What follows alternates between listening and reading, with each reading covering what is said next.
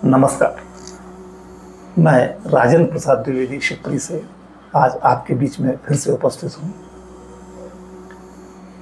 पूज्य गुरुदेव ब्रह्मलीन महात्मा नारायण दास जी महाराज जी की पुस्तक रामचरितमानस में कुंडलिनी, इसमें पूज्य गुरुदेव द्वारा गोस्वामी तुलसीदास जी की चौपाइयों पर अपनी समीक्षा दी गई है, जो मैं आपको अवगत करा रहा हूँ। हर व्यक्ति का कोई ना कोई इष्ट होता है। इष्ट कोई भी हो, यदि सच्चाई से पूर्ण समर्पित होकर उसका नाम जपा जाए तो निश्चय ही शक्ति यानी कुंडली शक्ति की अनुभूति हो जाएगी। अब तुलसीदास जी सगुण ब्रह्म से भी राम नाम बड़ा है, इस रहस्य को स्पष्ट करना चाहते हैं।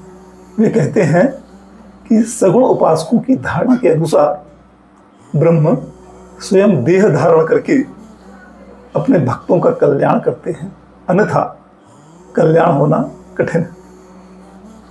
जैसे श्री राम जी ने मनुष्य शरीर धारण करके स्वयं कष्ट सहकर साधुओं को सुखी किया, किंतु राम नाम के जपने वाले भक्तगण प्रेम के साथ नाम जपकर सहज ही कुंडलिनी शक्ति की अनुभूति कर प्रतिक्षण आनंद और कल्याण के खर हो जाते हैं। राम भगत हित नर तनुधारी, सही संकट किए साधु सुखारी। नाम सप्रेम जपत अनयासा, भगत हो ही मुद मंगल बासा। सगुण ब्रह्म श्री राम जी थे। देखिए, उन्होंने तो रीछ और बंदरों की सेना एकत्रित की और समुद्र पर पुल बांधने के लिए महान परिश्रम किया, जबकि राम के नाम के जापक भक्तों के तो सांसारिक दुखों का समुद्र सहज ही सूख जाता है। हे सज्जनगण, मन में विचार कीजिए कि राम नाम बड़ा है या सगुण ब्रह्म के रूप में देहधारी राम जी अधिक बड़े हैं। और भी देखिए, राम सकुल रन रावण मारा, सीय सहित निज पुर पगुधारा। राजा राम अवध रजधानी, गावत गुणसुर मुनिवर बानी। जबकि सेवक सुमिरत नाम सप्रीति, बिनु श्रम प्रबल मोह दल जीती। फिरत स्नेह मगन सुख अपने, राम प्रसाद सोच नहीं सपने।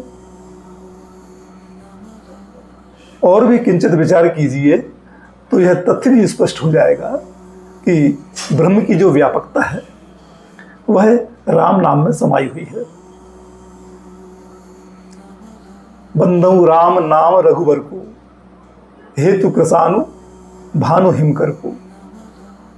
राम शब्द 3 अक्षरों से बना है, र, आ और मा।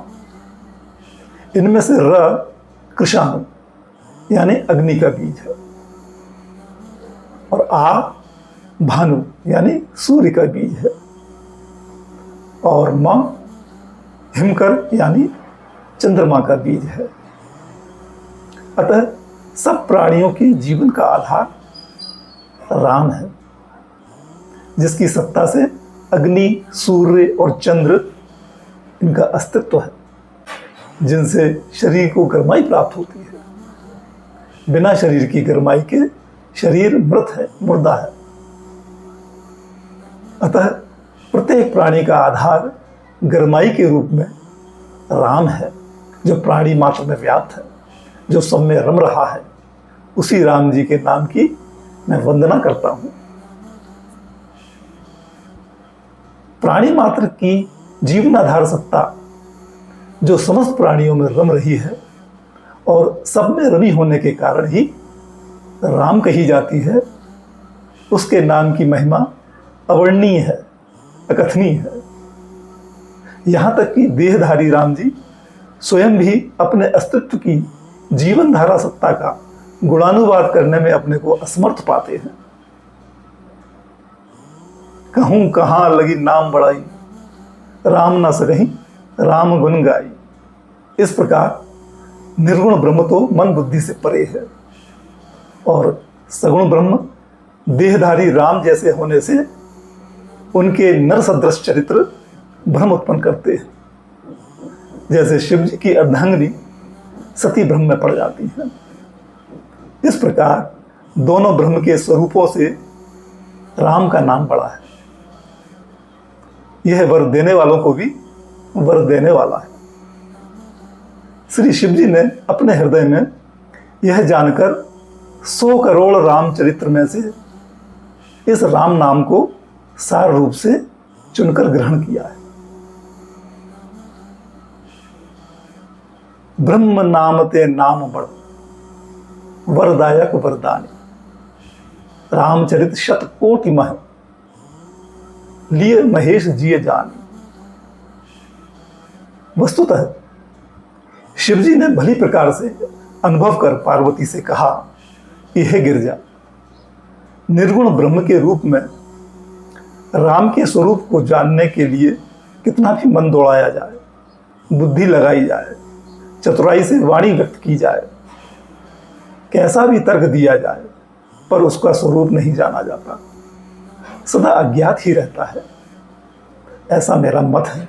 राम अतर्की बुद्धि मन बानी, मत हमार असत सुनही सयानी।